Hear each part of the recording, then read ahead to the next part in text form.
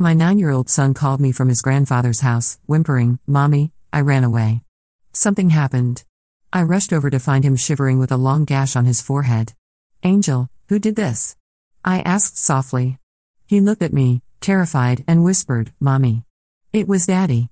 He said you would abandon me if I told you that." I immediately called the police when I saw his back. My name is Sarah Martinez, and I never thought I'd be writing this story. But after everything that's happened, I need people to understand that sometimes the justice system isn't enough. Sometimes, you have to take matters into your own hands. It started on a Tuesday evening in March. I was finishing up my shift at the hospital where I work as a pediatric nurse when my phone rang. The caller ID showed my ex-father-in-law's number, which was strange because Harold never called me directly. We'd maintained a civil relationship since my divorce from his son Marcus 2 years ago, but we weren't exactly close. "Hello?" I answered, already feeling something was wrong. "Mommy?" The voice was small, shaky, and unmistakably my son Angel's. My heart stopped. "Angel? Baby, why are you calling from Grandpa Harold's phone? Where's Daddy?" "Mommy, I ran away. Something happened." His voice broke into sobs, and I could hear him trying to muffle the sound. I was already grabbing my keys, racing toward the parking garage. "Stay right there, sweetheart. I'm coming to get you right now. Don't move, okay?" The drive to Harold's house normally took 20 minutes. I made it in 12, running 3 red lights and praying no cops were around. My mind was racing with possibilities, none of them good. Marcus had been acting strange lately during our custody exchanges, more aggressive than usual, but I'd attributed it to stress from his new job. When I pulled into Harold's driveway, I saw my 9-year-old son sitting on the porch steps, his small frame hunched over. Even from a distance, I could see something was terribly wrong. As I got closer, my breath caught in my throat. There was a long, angry gash across his forehead, still bleeding slightly, and his clothes were torn and dirty. "Angel." I rushed to him, dropping to my knees and pulling him into my arms. He was shivering despite the mild spring evening. "Angel, who did this to you?"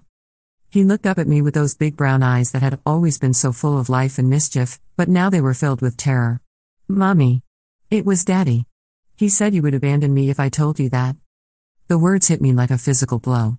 Marcus had hurt our son. My ex-husband, the man I'd once loved, the father of my child, had done this. But before I could process it fully, Angel turned slightly, and I saw his back. His shirt was torn, revealing a pattern of welts and bruises that made my stomach lurch. Some were fresh, angry and red.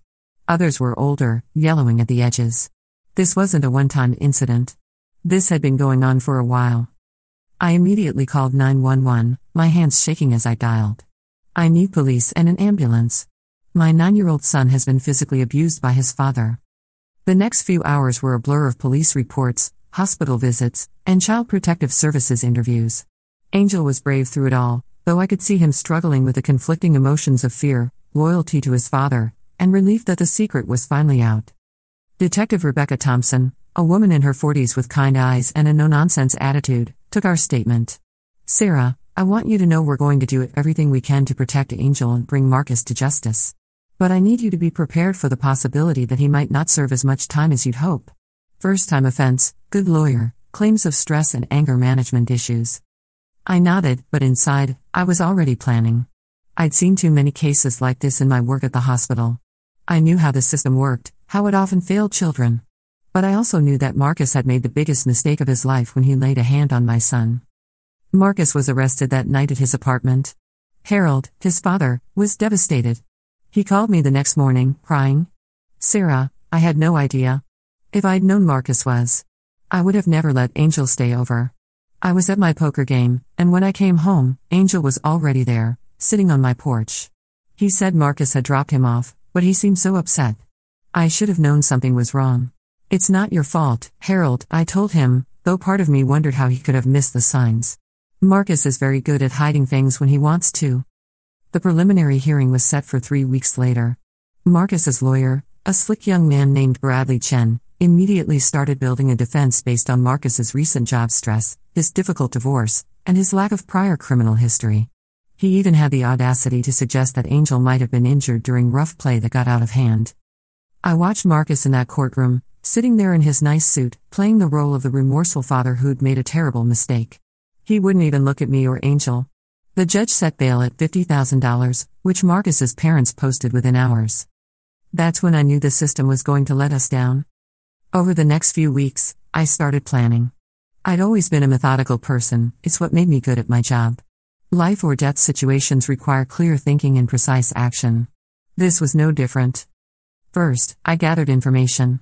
I reached out to other nurses, doctors, and social workers I knew.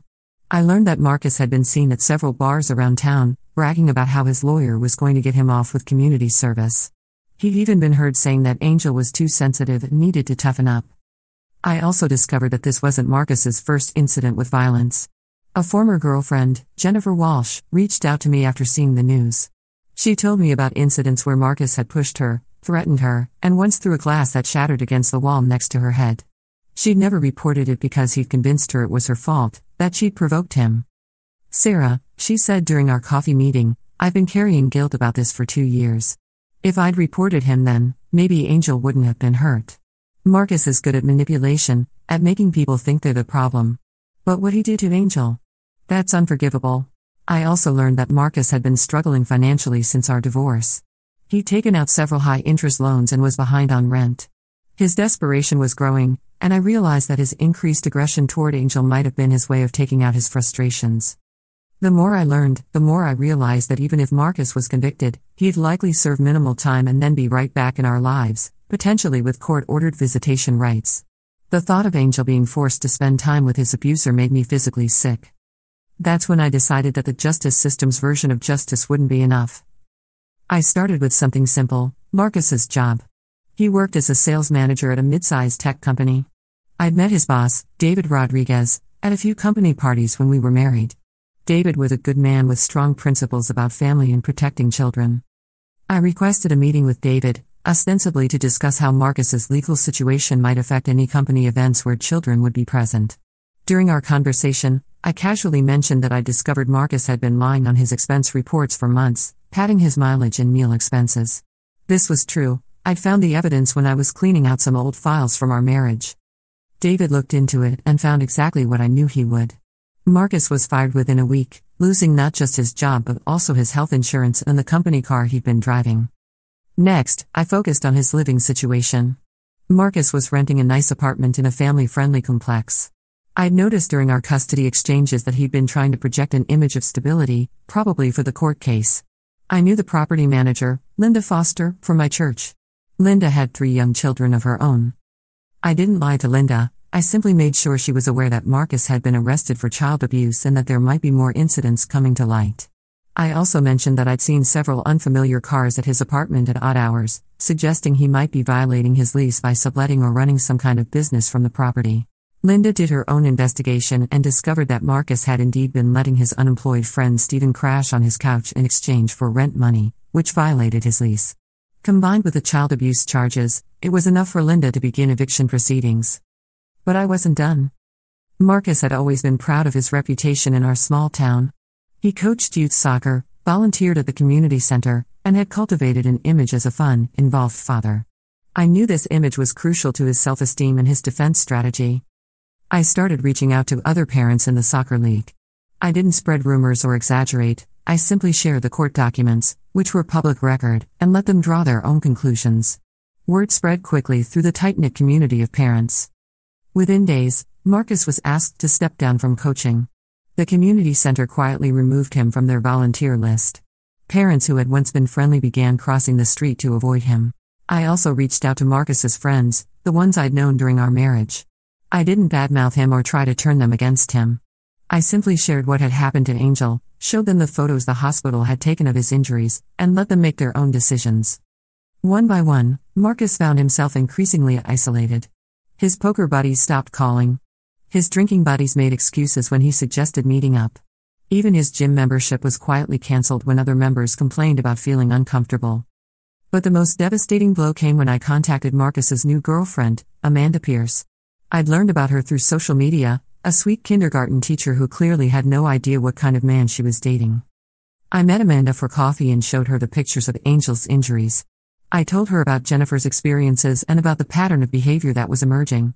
Amanda was horrified. She thanked me for telling her and ended things with Marcus that same day. Later, I learned that Amanda had also reported their conversation to her school district, as she was mandated to report suspected child abuse. This created another paper trail that would follow Marcus for years. As the court date approached, Marcus's world had completely collapsed. He was unemployed, facing eviction, isolated from friends and family, and dealing with the reality that his actions had consequences far beyond what any court might impose. His lawyer tried to argue that Marcus was being unfairly persecuted, that the community was engaging in vigilante justice. But the prosecutor, Maria Santos, had a different perspective. "Your Honor," she said during the sentencing hearing, "the defendant's current situation is not the result of vigilantism. It's the natural consequence of his choices and actions. When you harm a child, when you betray the trust of everyone around you, there are social consequences as well as legal ones. The community has simply chosen not to associate with someone who would hurt a 9-year-old child." Marcus was sentenced to 18 months in prison, followed by 3 years of supervised probation, mandatory anger management and parenting classes, and supervised visitation with Angel only after completion of his full sentence and psychological evaluation. It wasn't as much as I'd hoped for, but combined with everything else that had happened, it felt like justice. The real victory, though, was seeing Angel begin to heal. With Marcus out of our lives and in prison, Angel started therapy with Dr. Patricia Williams, a child psychologist who specialized in trauma recovery. Slowly, my happy, mischievous little boy began to emerge again. "Mommy," he said to me one evening about 6 months after Marcus's sentencing, "I'm glad I told you what Daddy did. Even though I was scared, you didn't abandon me. You protected me." Those words made everything I'd done worth it. Harold, Marcus's father, maintained a relationship with Angel and me. He'd been horrified by what his son had done and was committed to making amends. He testified at Marcus's trial about the changes he'd noticed in Angel during visits and his regret for not recognizing the signs sooner. "Sarah," he told me after the trial, "I failed Angel by not protecting him from my son. I can't undo that, but I can make sure Marcus gets the help he needs and that Angel knows he has family who will always put his safety first." Jennifer, Marcus's ex-girlfriend, also found some closure in seeing Marcus face consequences for his actions. She started volunteering with a domestic violence organization, helping other women recognize the signs of abuse. 2 years later, as I'm writing this, Angel is thriving. He's back to playing soccer, with a different league, of course, excelling in school, and slowly learning to trust again. He still has nightmares sometimes, and he's still in therapy, but he's healing. Marcus completed his prison sentence and is now living in a different state with his parents, working at Harold's small business while he tries to rebuild his life. He's completed his court-mandated programs and has requested supervised visitation with Angel. Angel, now 11 and much wiser than he should be, has said he's not ready to see his father yet. Dr. Williams agrees that Angel should be allowed to set the pace of any potential reconciliation. As for me, I've learned that sometimes justice isn't about what happens in a courtroom. Sometimes it's about ensuring that actions have consequences, that abusers don't get to maintain the comfortable lives they built while hurting others, and that children are protected by any means necessary. I don't regret what I did. Every action I took was based on truth. I never lied, never fabricated evidence, never broke any laws. I simply ensured that the people in Marcus's life knew who he really was, not the carefully constructed image he wanted them to see. Some people might call it revenge. I call it accountability. Marcus made choices that hurt an innocent child, my child, and I made sure those choices had lasting consequences beyond what the court system provided. Angel is safe now. He knows his mother will always protect him, no matter what it takes. And Marcus has learned that some betrayals of trust come with a price that extends far beyond legal penalties. That's justice enough for me. But the story doesn't end there. About 8 months after Marcus's release from prison, I received a call that would test everything I thought I knew about justice and forgiveness. It was Detective Thompson. "Sarah, I need to talk to you about Marcus. Can you come down to the station?" My heart raced as I arranged for my neighbor, Mrs. Chen, to watch Angel after school. Had Marcus violated his probation? Was Angel in danger again? When I arrived at the police station, Detective Thompson's expression was grave. "Sarah, Marcus was attacked last night. He's in the hospital with serious injuries." I felt a complex mix of emotions, concern, confusion, and if I'm being honest, a small part of me that felt he was getting what he deserved. "What happened?" "He was jumped by 3 men outside his apartment complex. They knew exactly who he was and what he'd done.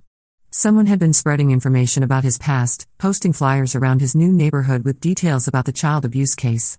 My stomach dropped. "Are you saying I had something to do with this?" No, Detective Thompson said quickly. We've investigated thoroughly. This wasn't connected to you or anyone in our town. But Sarah, there's something else.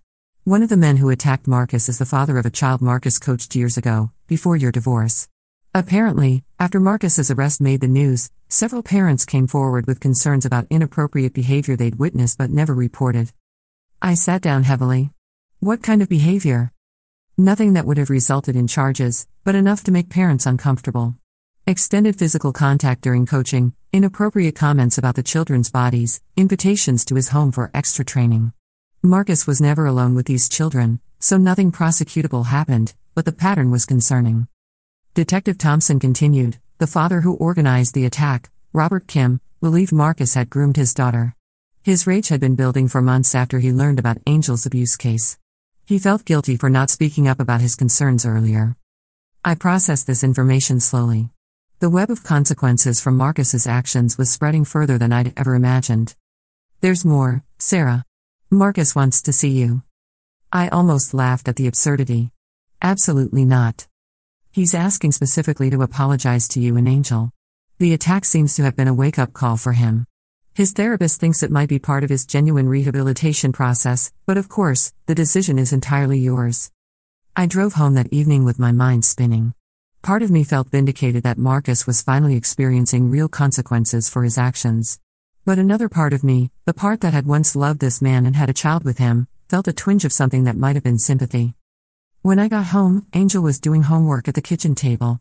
At 11, he was more perceptive than most adults I knew. Mom, you look upset. Is everything okay? I sat down beside him. We'd always been honest with each other since the incident with his father. Angel, your dad was hurt. He's in the hospital. Angel looked up from his math worksheet, his expression carefully neutral. Is he going to die? The bluntness of the question caught me off guard. No, sweetheart. He's going to be okay physically. Good, Angel said, then paused. I mean, I don't want him to die. But I also don't want to see him. You don't have to see him, baby. That's entirely your choice, and it will always be your choice. Angel nodded and returned to his homework, but I could see him processing the information in that careful way he developed since the abuse. Over the next few days, I found myself thinking about Marcus more than I had in months. Harold called to update me on his son's condition and to ask if Angel and I were okay. Sarah, I know this is complicated, Harold said. Marcus has been different since he got out of prison.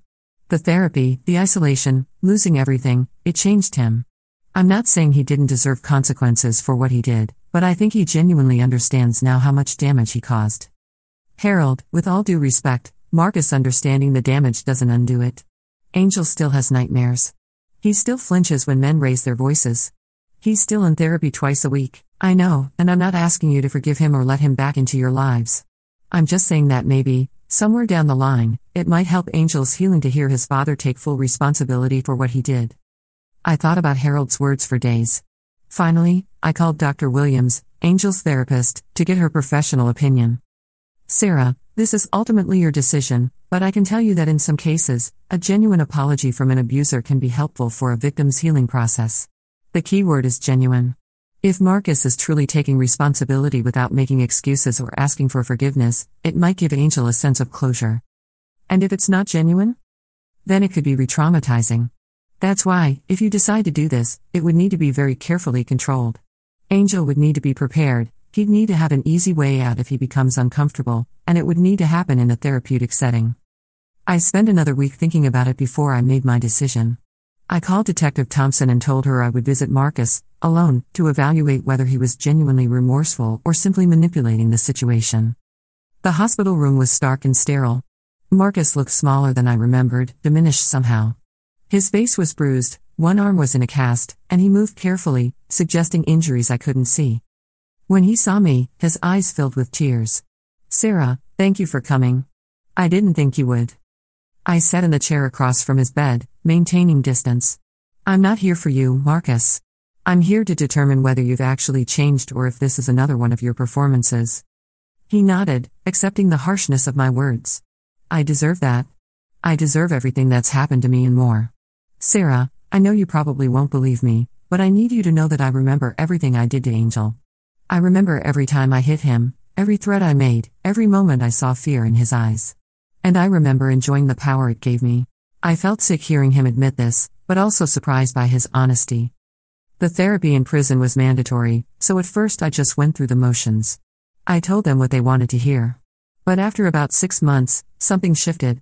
I started seeing Angel's face in my dreams, started really understanding what I'd stolen from him. His innocence, his trust, his sense of safety in the world. Marcus's voice broke. I know I can't undo what I did. I know saying sorry is meaningless after what I put him through. But I need you to know that I understand now. I understand that I'm the monster in my son's nightmares. I studied his face, looking for signs of manipulation or self-pity. Instead, I saw something I'd never seen before, genuine shame and recognition of the harm he'd caused. The attack, I said. Do you understand why it happened? Yes. Those men did what they thought was protecting their children from someone like me. They saw a predator and they acted. I can't even be angry about it because they weren't wrong. I was a predator. I preyed on the most vulnerable person in my life, my own child. We sat in silence for a moment before Marcus continued. Sarah, I know Angel probably never wants to see me, and I understand why. But if someday, when he's older, if he ever wants to hear me take responsibility for what I did, I'll be ready.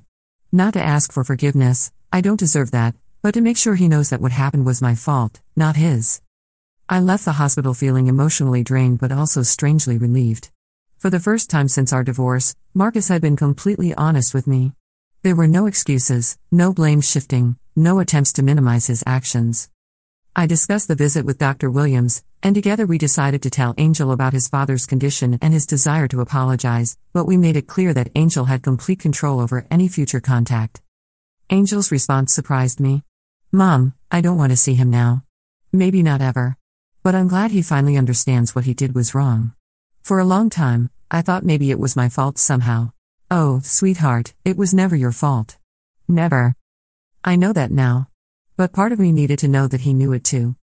6 months later, Robert Kim, the father who had organized the attack on Marcus, was sentenced to community service and probation for assault.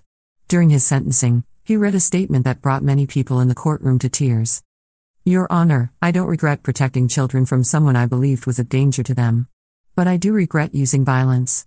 There are legal ways to handle these situations, and I should have pursued those options instead of taking the law into my own hands.